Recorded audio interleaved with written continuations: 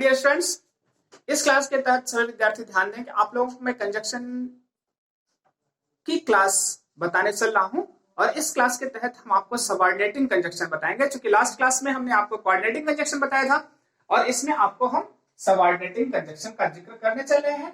ये कंजक्शन का आपका दूसरा प्रकार है जो क्या करता है, अनइक्वल सेंटेंस को आपस में जोड़ता है। मतलब एक प्रिंसिपल क्लास को एक सबऑर्डिनेट क्लास से जोड़ता है। मतलब हम कहते हैं सबऑर्डिनेटिंग क्लास बनाने के लिए हमको सबऑर्डिनेटिंग कंजक्शन की जरूरत पड़ती है। इसके तहत जो हमारा इंपॉर्टेंट कंजक्शन है उसको हम सबसे पहले आपको नोट करा देते हैं। कौन कौन से कंजक्शन हमारे इसमें आते हैं, उसके बाद हम आपको क्लासिफाई बताते हैं। इसमें आफ्टर आता है, बिकॉज आता है, इफ आता है, दैट आता है, दो आता है, ठीक, आल्दो आता है, टिल आता है, बिफोर आता है, अनलेस आता है, as, when, where, why,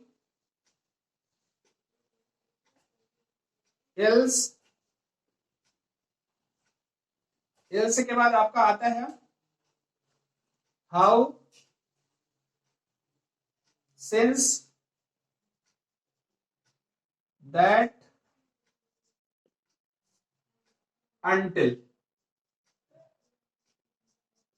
A conjunction आपका किसके अंतर्गत आता है? सबऑर्डिनेटिंग। ए इंपॉर्टेंट है। अगर आपको इतना पता है, आप किसी भी अगर जब सिंथेसिस करते हैं तो अगर आपको कॉम्प्लेक्स सेंटेंस बनाना होता है आप फिर हम इन्हीं कंजक्शन का यूटिलाइजेशन करते हैं। ठीक, अब हम क्या कर रहे हैं, आपको काइंड्स ऑफ सबऑर्डिनेटिंग कंजक्शन बताते हैं। Kinds of subordinating conjunction.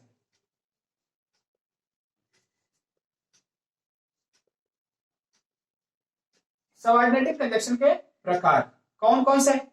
अब देखिए इसमें कुछ चीजें हैं कॉमन जिसको हम बताएंगे और उसी के तहत हम आपको नीचे लिखते चलेंगे। जैसे लिखा गया subordinating conjunction of time.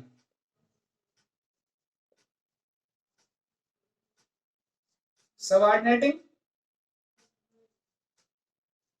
Conjunction of time. Time के अंतर्गत कौन कौन सी चीजें आती हैं, अब आपको ये पता है कि मतलब वो कंजक्शन जो हमारा क्या शो करता है, टाइम को शो करता है, उसे हम सबऑर्डिनेटिंग कंजक्शन ऑफ टाइम कहते हैं। इसके अंतर्गत आप देखिए इसी में से हम लिखते हैं, मतलब आपका जैसे समय के लिए आफ्टर का प्रयोग करते हैं, टिल का प्रयोग करते हैं, व्हेन का प्रयोग करते हैं, बिफोर का प्रयोग करते हैं, अनटिल का प्रयोग करते हैं। मतलब अगर हमको कहीं टाइम शो करना है, subordinating conjunction of time, after, till, when, before और अनटिल आपका यूज किया जाएगा। दूसरा कंजक्शन आपका आता है subordinating conjunction of reason. Subordinating conjunction of reason. Reason का मतलब होता है कारण, जहां पर हमको शो करना होता है हम इसको शो करते हैं। इसके तहत आपका आता है बिकॉज, सिंस, एज और दैट का यूटिलाइजेशन हम करते हैं। तीसरा हमारा आता है सबऑर्डिनेटिंग, ठीक है, कंजक्शन ऑफ पर्पस। पर्पस मतलब उद्देश्य होता है,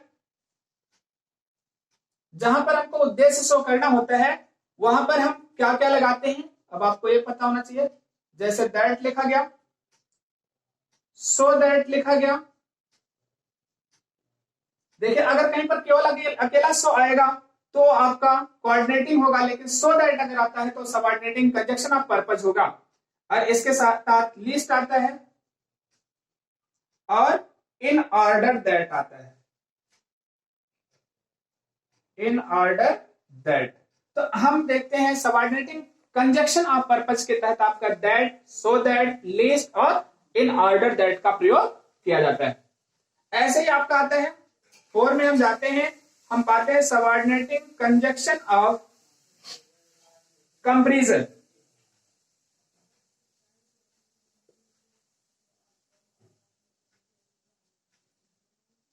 क्या हो गया? कंपैरिजन।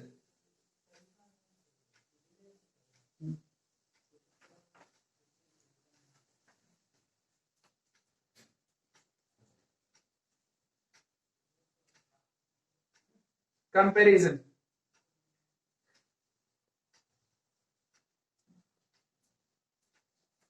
और कंपैरिजन के अंतर्गत देन और एज आता है। कंपैरिजन का मतलब हम तुलना करते हैं, और देन और एज इसके तहत दो कंजक्शन आते हैं। पांचवा हम जाते हैं सबऑर्डिनेटिंग कंजक्शन ऑफ रिजल्ट।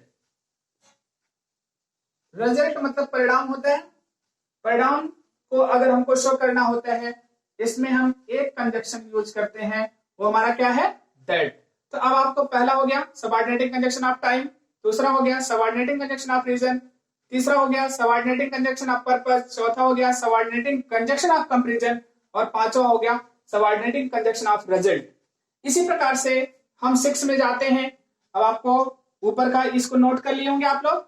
अब हम यहां पर जिक्र करने चल रहे हैं अगले कंजक्शन का, और वो कंजक्शन जो हमारा है subordinating conjunction of condition. Subordinating conjunction of condition. ठीक है, तो कौन सी चीज है कंडीशन के तहत? आपको एक इसको लिखना है। इसके तहत आपकी दो आती है, इफ और अनलेस। ठीक, इसके तहत आपका सबऑर्डिनेटिंग आपका 6 नंबर पर चलेगा। 7 नंबर पर हम जाते हैं, तो हम पाते हैं इसके तहत आपका जो आता है सबऑर्डिनेटिंग कंजक्शन ऑफ कंसेशन।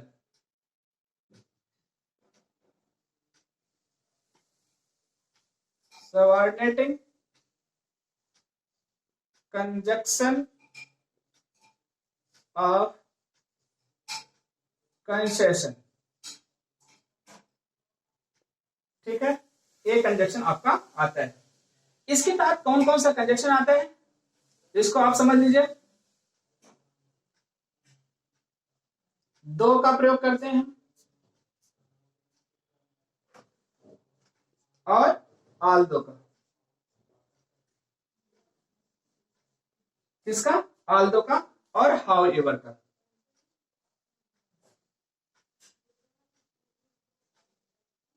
ठीक है, हाउ एवर का प्रयोग हम करते हैं इसके तहत।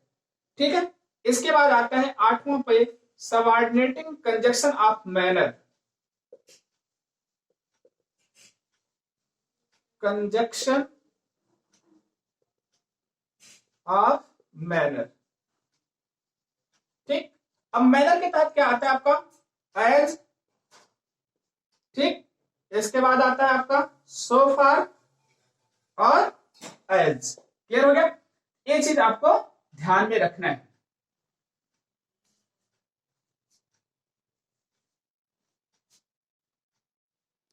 क्लियर हो गया?